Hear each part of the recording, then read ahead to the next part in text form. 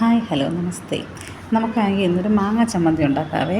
എന്തായാലും മാങ്ങയുടെ സീസൺ തുടങ്ങിയിട്ടുണ്ട്. ഞാൻ വാങ്ങിച്ചൊരു മാങ്ങ ഭയങ്കര വിലയായിരുന്നു. 2 മാങ്ങയ്ക്ക് 100 രൂപയായി കേട്ടോ.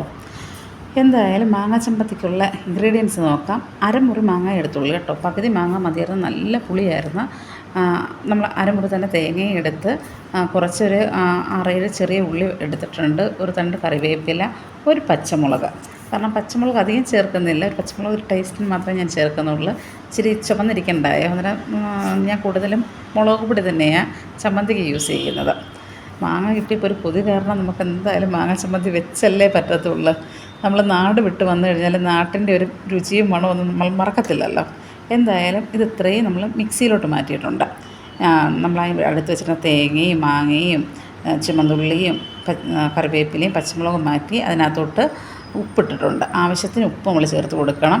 അതെല്ലാവരുടെയും ഒരു സൗകര്യം പോലെ. കാരണം മാങ്ങയുടെ പുളി അനുസരിച്ചിടണേ. എനിക്ക് കിട്ടിയ മാങ്ങ നല്ല പുളിയായിരുന്നു.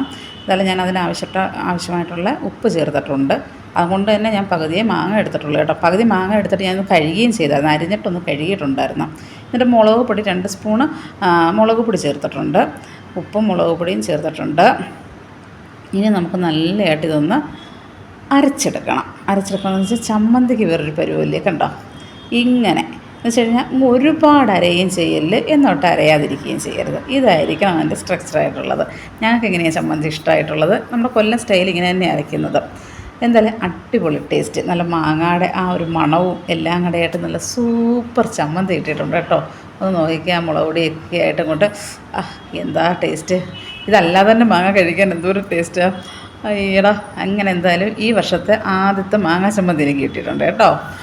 എല്ലാവരും ഒന്ന് ട്രൈ ചെയ്ത് നോക്കണേ. അറിയാൻ വയ്യാത്തവർക്ക് വേണ്ടിയിട്ട് ഇട്ടിരിക്കുന്ന ഒരു വീഡിയോ ആണ്. എല്ലാവർക്കും അറിയാമെന്നറിയാം കേട്ടോ. എല്ലാവരും ട്രൈ ചെയ്തിട്ട് അഭിപ്രായം പറയണേ. ബൈ.